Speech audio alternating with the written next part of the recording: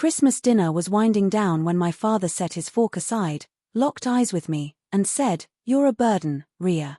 You can't live here anymore." My mother let out a brittle laugh, then fell silent. He just stared, waiting for me to crumble. My sister Tessa froze mid-bite. 16, watching. I swallowed hard, set my fork down, and said, "Excuse me? Did you just say that?" Dad said, "You've overstayed your welcome. Time to move out." I was 23, had a stable job, and a bank account that kept this house running, electric bills, internet, groceries most weeks. Mom worked part-time. Dad hadn't held a job in years. I wasn't a burden. I was the reason the lights stayed on. "Maybe we can discuss this later," Mom murmured. "No," he snapped. "My house, my rules. She's done here." Tessa put down her fork, her eyes darting between us as if she were watching a crack form. If they could throw me out so easily, what did that mean for her? I drew a breath and made my decision. No pleading. If they wanted me gone, fine.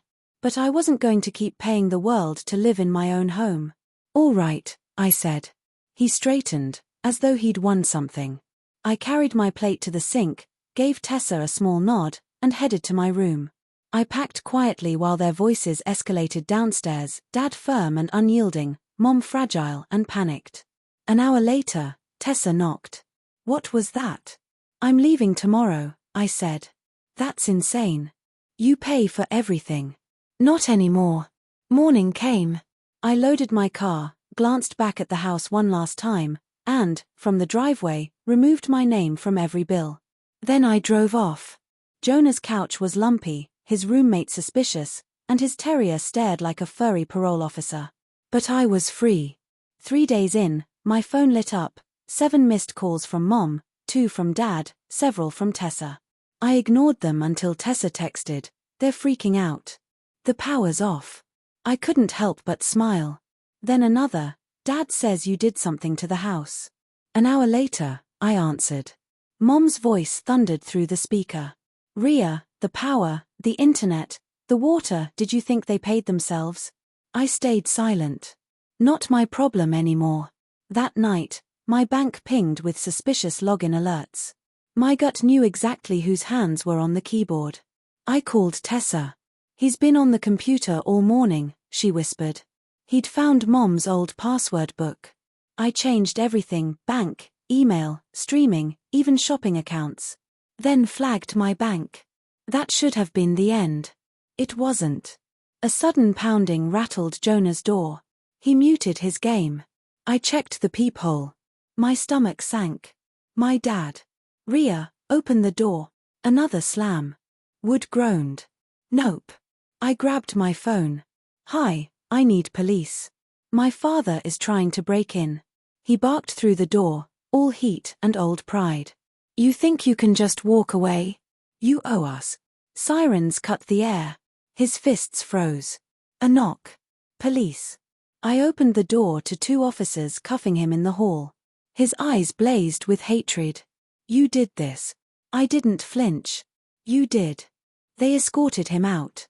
Jonah exhaled. "Merry Christmas, I guess." "New Year," I said. "New rules." By morning, Mom shifted from tears to fury. Tessa called, whispering, "She's selling your stuff." I drove over with a case number. My old car, which should have been at Jonah's, sat crooked in the driveway, glove box ajar. The spare key, I realized. Mom folded her arms on the porch. "You called the cops on your father," she snapped. "You stole my car," I said. "Where's my laptop?" "We needed money," she said, chin high. I dialed 911, meeting her gaze. "I'd like to report a stolen vehicle and stolen property. The thief is present." Color drained from her face. Tessa hovered, shocked. Soon, officers were in the living room. Did you pawn your daughter's computer?" Silence. Then, "Yes. I want to press charges," I said. They escorted Mom outside. My phone buzzed. Unknown number. "You're going to regret this." I knew Dad had bail and bile. I told an officer I'd collect the rest of my things. He agreed. Tessa consented. We packed fast, clothes, documents, a few small keepsakes. In the driveway, Mom pleaded as they loaded her into the car.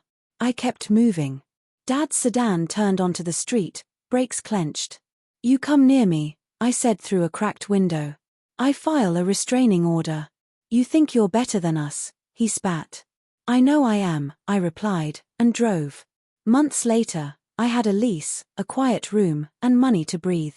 Tessa held out 2 years, turned 18, and moved in with a friend. Dad never kept a job. Mom lost the house. They reached out from unknown numbers, social media, even old letters. I kept the lights on in my own name and didn't look back.